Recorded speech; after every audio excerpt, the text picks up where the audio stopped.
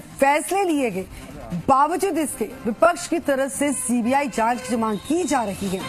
अब क्या लगता है इस पूरे मामले में कि किस करवट जो है ऊंट बैठ सकता है और अपडेट क्या है?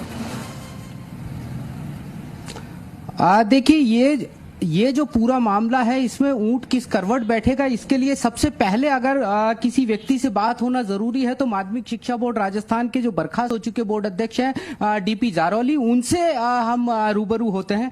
सर, सरकार ने कल एक बड़ा फैसला लिया हाई लेवल मीटिंग में और आपकी बर्खास्तगी की जो खबर है सबसे पहले वो निकल करके सामने आई, उस विषय पर आपसे बात करना चाहेंगे। इस संदर्भ में अभी मुझे कोई सूचना नहीं है और जो सरकार का फैसला होगा मुझे सर्वमान्य है, इसमें मुझे कुछ नहीं कहना है। सर, सरकार का फैसला अपनी जगह पर है, लेकिन ये जो फैसला लिया गया है एसओजी के इनपुट के आधार पर लिया गया है। जिस मीटिंग में ये फैसला लिया गया एसओजी के अधिकारी मौजूद थे। कहीं ना कहीं अब ये कहा जा सकता है कि जांच के केंद्र के अंदर माध्यमिक शिक्षा बोर्ड राजस्थान, आप स्वयं और वो तमाम अधिकारी जो रीट परीक्षा से जुड़े हुए थे वो इसमें शामिल थे। मैं इतना कह सकता हूं, मैं शिक्षक रहा हूं, मैं कहीं जुड़ा हुआ नहीं रहा हूं और ऐसे किसी कार्य में पूरे जीवन में ही कभी संलिप्तता नहीं रही है। वक्त आएगा, समय आएगा, सारी चीजें क्लियर हो जाएगी।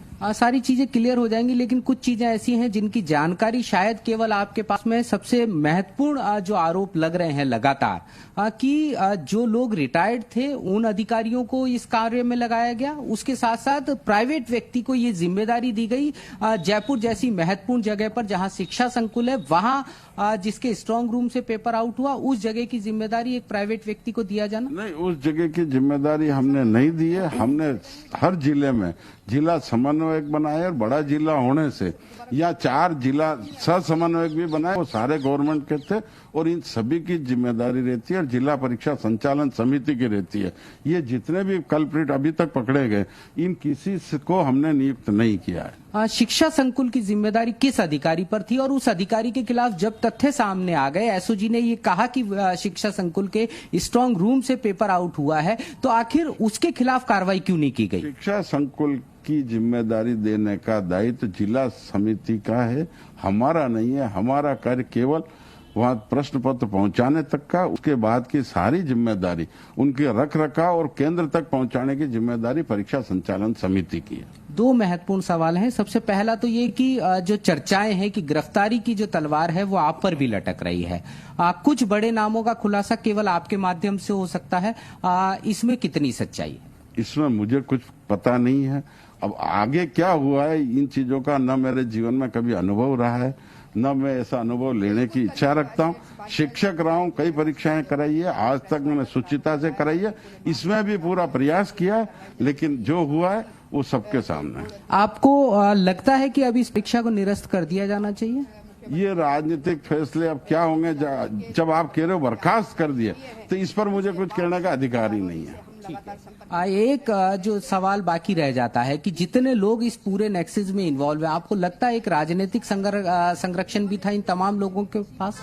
ये 100% है कि बिना राजनीतिक संरक्षण के ये जो कार्य हो रहा है, जब पहले से पता शिक्षा संकुल से पेपर आउट हुआ, ये शायद मुझे उन्हीं लोगों से पूछना चाहिए जिनको ये पता है, क्योंकि हो सकता है इन लोगों का वर्षों से ऐसे ही चलता हो और वर्षों से इनका कोई ग्रुप हो, क्या हो, ये तो जब एसओजी जांच करेगी। आप महत्वपूर्ण बात कह रहे हैं कि ये राजनीतिक संरक्षण इस पेपर गिरोह को हो सकता है, क्योंकि प्रदेश के अंदर वर्तमान में कांग्रेस सरकार है और वही कांग्रेस सरकार है जिसने आपको ये महत्वपूर्ण जिम्मेदारी सौंपी थी। नहीं, ये प्रदेश सरकार का इसमें कोई रोल नहीं। मैं ये कह रहा हूँ कि जो गिरोह ये कार्य करता है वो किसी सरकार के पक्ष में नहीं, कई लोगों का जिन्होंने कहा शिक्षा संकुल से आउट हुआ है। ये बताओ आप मेरे को, उनको इतना कॉन्फिडेंस से पता था तो उनसे जाके पूछो उनको कैसे पता था 26 तारीख को 28 तारीख को शिक्षा संकुल से हुआ है।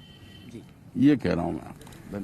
तो देखिए, ये माध्यमिक शिक्षा बोर्ड राजस्थान के बर्खास्त अध्यक्ष डॉक्टर डीपी जारौली थे, जिनका साफ तौर पर कहना है कि कहीं ना कहीं जो ये पेपर लीक गिरोह है ये राजनीतिक संरक्षण में काम कर रहा था।